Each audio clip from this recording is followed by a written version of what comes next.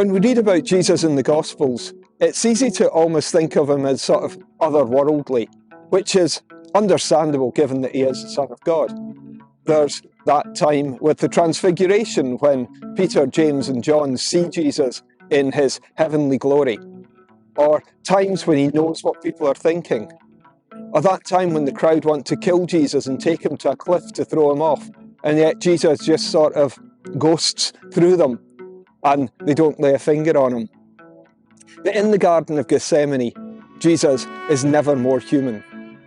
The old Easter hymn says, "We may not know, we cannot tell what pain he had to bear, but Jesus knows all too well what lies ahead of him in the next 18 or so hours. He knows that his frail human body will be subjected to crucifixion, the most awful torture, punishment yet devised, that will end only in his agonizing death. But Jesus also knows the emotional pain that lies ahead. Jesus will be left utterly alone. His friends, the disciples, will abandon him. But more than that, God will leave him alone to face the wrath of God. So Jesus in Gethsemane prays 3 times, falls on his knees and says, "If it is possible, let this cup pass from me."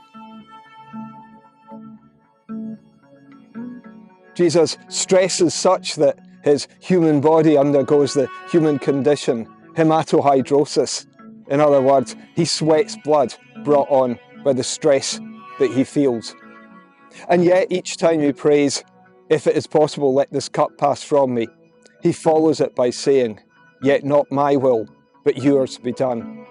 Because it was the will of God that Jesus, as a perfect, sinless human, should die and take the punishment that sinful humanity deserved.